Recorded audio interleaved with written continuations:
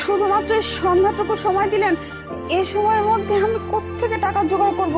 আর 2-3টা দিন সময় পেলে ভালো হতো। আচ্ছা ঠিক আছে, আপনি যে সময়টা দিয়েছেন এটাই তো আপনার কাছে অনেক, তাই না? আচ্ছা, আমি দেখি কোনোভাবে টাকাটা জোগাড় করতে পারি কিনা। টাকাটা জোগাড় করে আমি বিলটা পরিশোধ করে দিব। আচ্ছা ঠিক আছে, আমি তাহলে যাই, টাকা জোগাড় করি। বাবা চলো।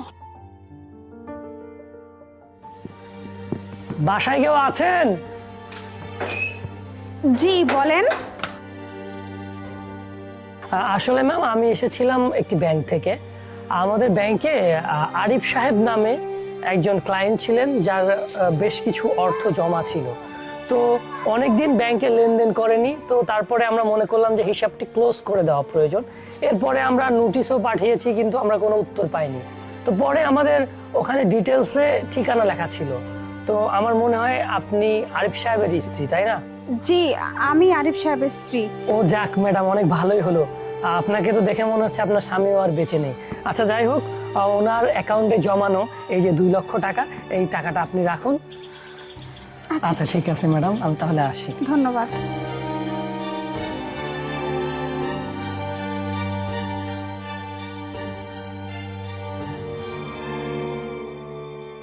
আচ্ছা স্যার, আপনি এখানে কি দিয়ে কি করলেন আমার মাথায় বিষয়টা আসলো না। হ্যাঁ স্যার, বুলবুল তো ঠিকই বললো।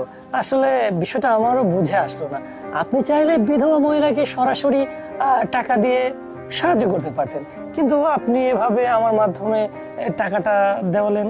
আসলে আমার বিষয়টা স্যার বোধগম্য হচ্ছে না। বুঝতে পেরেছি, তোমরা দুজনে বিষয়টা সহজভাবে নিচ্ছ না। আমি বলি, আসলে আমি ওই মেয়েটাকে যদি সরাসরি টাকার অফার দিতাম, তাহলে ওই অফারটা সে নিত না, কারণ তার মধ্যে সততা, নিষ্ঠা এগুলো আছে।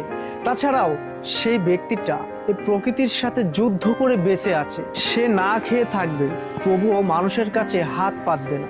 তার এই সততাটা দেখে আমি সত্যি খুব খুশি হয়েছি।